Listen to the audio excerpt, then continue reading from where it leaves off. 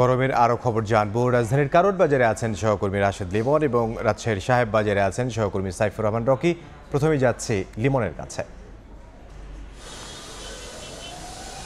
এই মুহূর্তে আমি রয়েছি কারওয়ান বাজার এলাকায়। কারওয়ান বাজারের ঠিক মোড়েই রয়েছি এবং আমরা কিন্তু সাধারণত এই সময়টাতে কারওয়ান বাজার এলাকায় যে পরিমাণ ভিড় বা যে পরিমাণ গাড়ির আনাগোনা দেখি সেটা তুলনামূলক কম, কিন্তু তারপরও আমরা যদি বলি যে এই মুহূর্তে যারা না পারতে রাস্তায় বেরোয়েছেন তাদের একদম বলতে গেলে নাভিশ্বাস।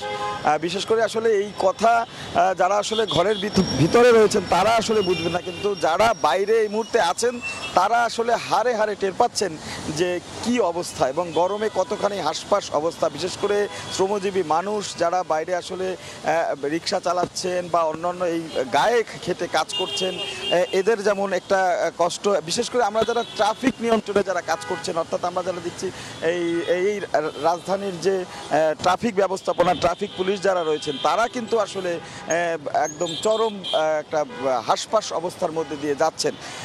কিছুটা স্বস্তি মিলছে যারা ছাতা নিয়ে অন্তত বের হতে পেরেছেন তাদের ক্ষেত্রে কিছুটা স্বস্তি মিললেও কিন্তু এই গরম থেকে কিন্তু নিস্তার নেয় বা মুক্তিও না। আমরা কিন্তু জানি যে এর মধ্যে স্বাস্থ্য অধিদপ্তর একটি বিষয় নিশ্চিত করেছে যে এবারের এই দফার যে তাপদাহ, অর্থাৎ সে এপ্রিলের শুরু থেকে এই পর্যন্ত যে তীব্র তাপদাহ কখনো কখনো ছিল এবং পুরো তাপ প্রবাহটাই অর্থাৎ 36-এর উপরে যদি ধরা হয়। আজকে আবহাওয়া অধিদপ্তর থেকে যেটা বলছিল যে 1 এপ্রিল থেকে কিন্তু 36-এর নিচে, 36 ডিগ্রি সেলসিয়াসের নিচে কিন্তু দিনের তাপমাত্রা কখনোই নামেনি।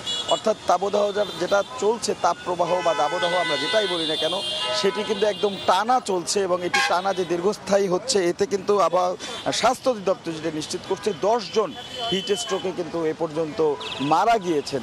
যদিও আমরা কিন্তু এটি অফিসিয়াল স্বাস্থ্য অধিদপ্তর, এর বাইরেও কিন্তু আরও 2-1 জনের খবর আমাদের কাছে রয়েছে যে বিভিন্ন জায়গায়, ঢাকা সহ বিভিন্ন জায়গায় যে আরও সেই হিসেবটা হয়তো বা পুরোপুরি মিললে হয়তো আরও কয়েকজন বাড়বে। তবে যে বিষয়টি আমরা দেখেছি আবহাওয়া অধিদপ্তর থেকে যে স্বস্তির কথা বলছে, অর্থাৎ সেই স্বস্তির খবরটা পেতে আরও 2 দিন অপেক্ষা করতে হবে, অর্থাৎ আজকে পুরো দিন।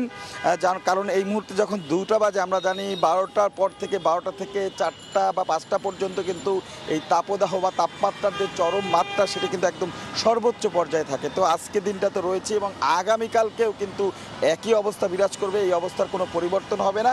2 তারিখ থেকে সিলেট, চট্টগ্রাম থেকে শুরু করে আস্তে আস্তে ক্রমান্বয়ে বরিশাল, ঢাকা থেকে শুরু করে উত্তরবঙ্গে পরে অর্থাৎ 3-4 তারিখ নাগাদ হয়তো বা সারা দেশে একটা স্বস্তির বার্তা নিয়ে আসবে বৃষ্টি, এবং এখন অপেক্ষাটা আসলে সেজন্যই। এই ছিল আমার কাছ থেকে ঢাকা থেকে।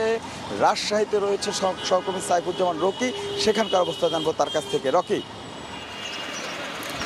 খরতাপে পুড়ছে পদ্মাপাড়ের নগরী রাজশাহী, তপ্ত কড়াইয়ের মতো তেতে উঠছে পথঘাট। সাধারণ মানুষ ঘর থেকে বের হতে পারছেন না, এমন একটি অবস্থা রাজশাহীতে কিন্তু বিরাজ করছে। আপনারা জানেন গত 2 সপ্তাহেরও বেশি সময় ধরে রাজশাহীতে তীব্র তাপদাহ চলছে। এই তীব্র তাপদাহে সাধারণ মানুষ চরম দুর্ভোগের মধ্যে পড়েছেন। তারা ঘর থেকে বেরোলেই গলা যেন শুকিয়ে কাঠ হয়ে যাচ্ছে, যে কারণে অনেকে কিন্তু এই যে রাজশাহীতে সাহেব বাজার সহ বিভিন্ন জায়গায় যে অস্থায়ী দোকানগুলো রয়েছে সেখানে শরবতের দোকানগুলোতে শরবত খাচ্ছেন, অনেকে ডাব খাচ্ছেন, অনেকে কুসুরের রস খাচ্ছেন। এইভাবেই কিন্তু তারা কোনো রকমে তারা দিন পার করছেন। ঘরে বাইরে কোথাও স্বস্তি মিলছে না এই তীব্র গরমে। তারা যেটি বলছেন যে অনেকে ছাতা নিয়ে বের হয়ে কিন্তু হাঁপিয়ে উঠছেন, সব মিলে হাঁসফাঁস করছেন নগরবাসী, এমন একটি অবস্থা কিন্তু বিরাজ করছে।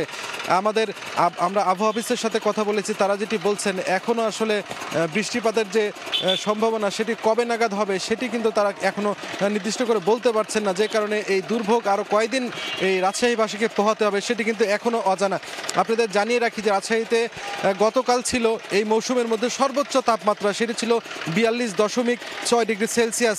আজকে সেই তাপমাত্রা তাও যেন ছাড়িয়ে গেছে, অর্থাৎ আজকে এই মৌসুমের মধ্যে সর্বোচ্চ তাপমাত্রা কিন্তু আজকে রেকর্ড করা হয়েছে, সেটি 42.7 ডিগ্রি সেলসিয়াস, অর্থাৎ 43 ডিগ্রি সেলসিয়াস তাপমাত্রা ছুঁই করছে রাজশাহীতে। তাপমাত্রা যে পারদ এতটাই বেশি, সেখানে সাধারণ মানুষ খুবই কষ্টের মধ্যে দিয়ে পার করছেন। বিশেষ করে নিম্ন ও মধ্য আয়ের যে মানুষগুলো আছেন তারা কিন্তু ঘর থেকে জীবিকার তাগিদে বের হয়ে খুবই কষ্টে দিনাতিপাত করছেন। তারা যেটি বলছেন এভাবে আসলে আরও কতদিন চলবে সেটি আসলে তাদের অজানা। বৃষ্টি হলে হয়তো এই অবস্থার কিছুটা হলেও পরিত্রাণ পাবে বলে তারা আশা করছেন। তবে আবহাওয়া অফিস কবে নাগাদ বৃষ্টিপাত হবে এর কোনো এখনও নির্দিষ্ট করে বলতে পারছেন না। এই তীব্র গরমে সাধারণ মানুষ অসুস্থ হয়ে পড়ছেন, শিশুরা অসুস্থ হয়ে পড়ছেন, অসুস্থ হয়ে রাজশাহী মেডিকেল কলেজ হাসপাতালে তারা চিকিৎসা নিচ্ছেন। তো এই ছিল আমার কাছে তীব্র গরমের সর্বশেষ অবস্থা রাজশাহী থেকে। রাজশাহী থেকে সাইফুর রহমান রকি এবং রাজধানীর কারণ বাজার থেকে সহকর্মী রাশেদ লিমন।